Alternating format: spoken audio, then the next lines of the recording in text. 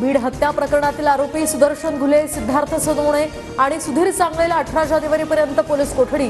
फरार मुख्य आरोपी सुदर्शन घुले आणि सुधीर सांगळे पुण्यात अटकेत. गुन्ह्यातील मास्टरमाइंड कोण असा शब्द वापरला नाही. सरकारी वकिलांचा कोर्टात युक्तिवाद. तर आरोपी सुदर्शन घुलेंसह आता सहकाऱ्यांवर मोक्का लागण्याची दाट शक्यता. बीड हत्या प्रकरणात सर्वपक्षीय नेत्यांकडून धनंजय मुंडे यांच्या राजीनाम्याची मागणी. तर मी म्हणत नाही, मात्र लोकांची सोय मुंडेंकडे. चौकशी पूर्ण होईपर्यंत त्यांना मंत्री ठेवू नका, धस यांची मागणी. संतोष देशमुखांच्या कुटुंबाला त्रास झाल्यास धनंजय मुंडेंना रस्त्यावर फिरू देणार नाही. देशमुख कुटुंबाला आलेल्या धमकीच्या पार्श्वभूमीवर जरांगेंचा थेट इशारा.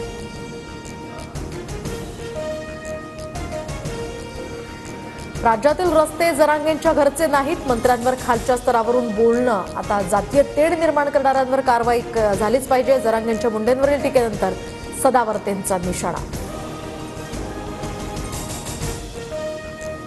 मारहाणीचा व्हिडिओ दाखवला असेल तर आकाच्या आकाचा सुद्धा जेलबारीसाठी नंबर लागू शकतो. सुरेश धस यांचा हल्लाबोल. तर वाल्मिक कराडवर मोक्का लावण्याची सुद्धा मागणी.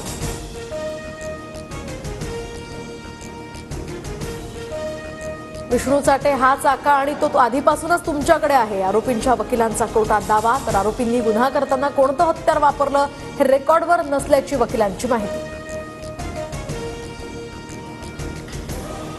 आरोपींना पश्चाताप नाही, तर त्यांनी देशमुखांची हत्या एन्जॉय केली. पोलिसांची केस कोर्टात माहिती.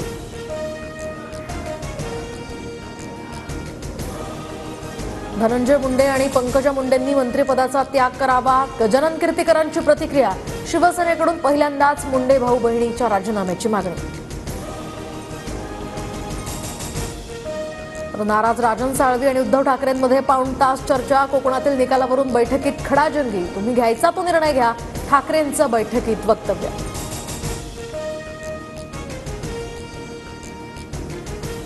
एकाच महिलेनं 2 योजनांचा लाभ घेऊ नये. लाडकी बहीण किंवा शेतकरी सन्मान योजना यापैकी एकाच योजनेचा लाभ घ्यावा. माणिकराव कोकाटेंचं आवाहन.